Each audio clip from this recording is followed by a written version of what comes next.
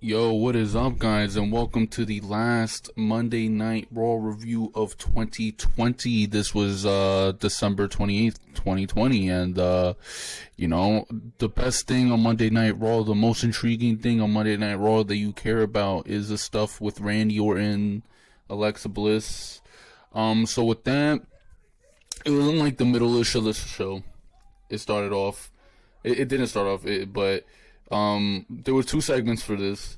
One is where Alexa Bliss is swinging away in her swing set, and she's like calling for Randy Orton. She teases that the Fiend could come back next week, this and that. Randy Orton he's like on a Titantron, and he's like, there's some show where it's like you and me tonight, so Randy Orton versus Alexa Bliss tonight. But he beat up the Firefly Funhouse characters in the meantime. But and then later on in the night, this was the main event, the last thing on the show, and you had Randy Orton and Alexa Bliss. Alexa Bliss came out in the ring. She brought a gift, and in the thing, it was like gasoline. So she's like, burn me like you did the Fiend, this and that.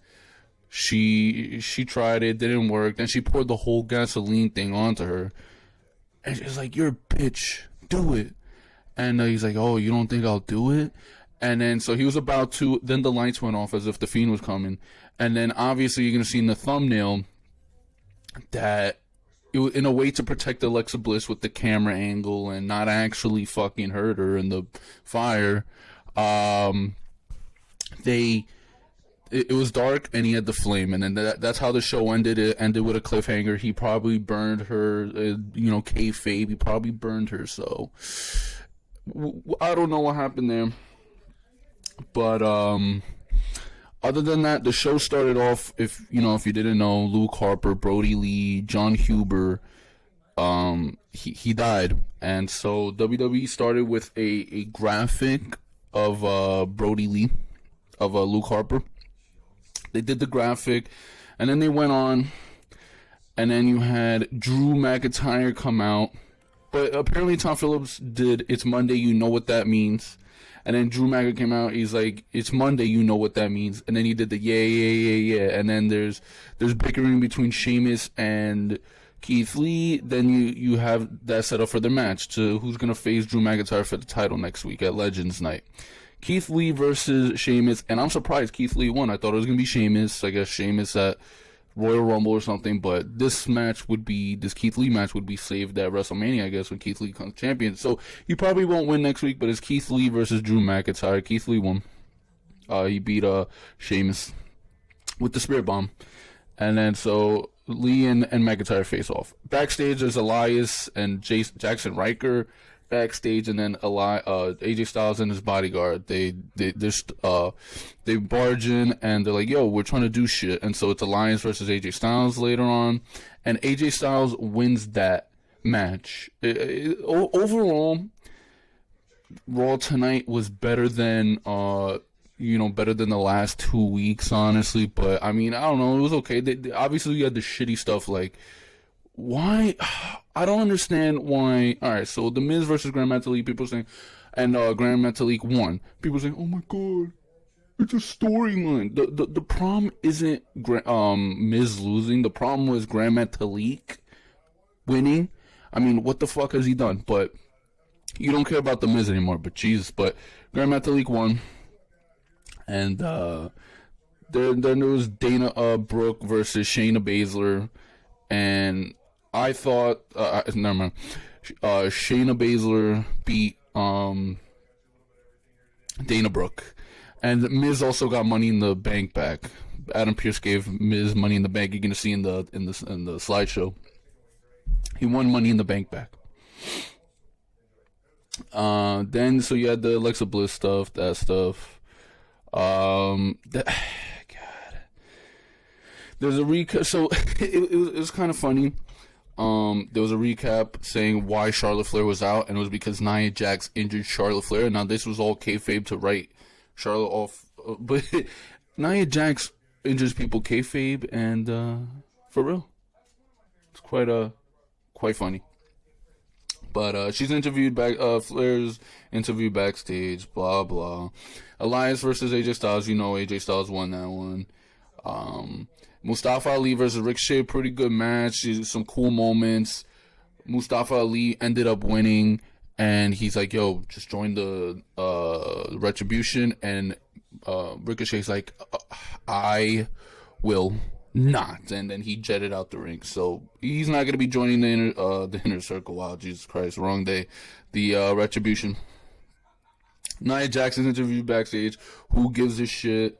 Drew McIntyre was interviewed backstage and hyping up next week.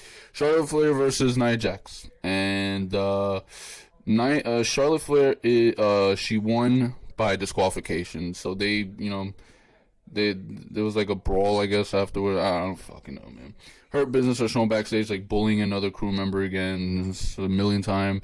Angel Garza's interviewed backstage. He said, maybe I'll give my rose to a women's legend next week, but this week, and then it got interrupted with R-Truth and the stupid 24/7 bullshit. Guys, I love R-Truth more than fucking anyone, really. But Jesus Christ, can you please, like, there's no way you have nothing, absolutely nothing for him outside the 24/7 shit.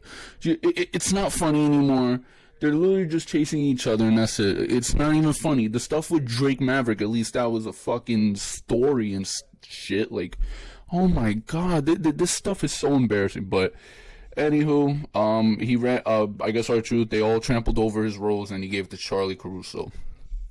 Then they were doing the stuff. They showed Biggie winning the title, New Day and the Hardy Bros. They were all excited. It was the Hardy Bros, Jeff Hardy, Matt Riddle, New Day versus the Hurt Business. And the Hurt Business won by submission because of Bobby Lashley.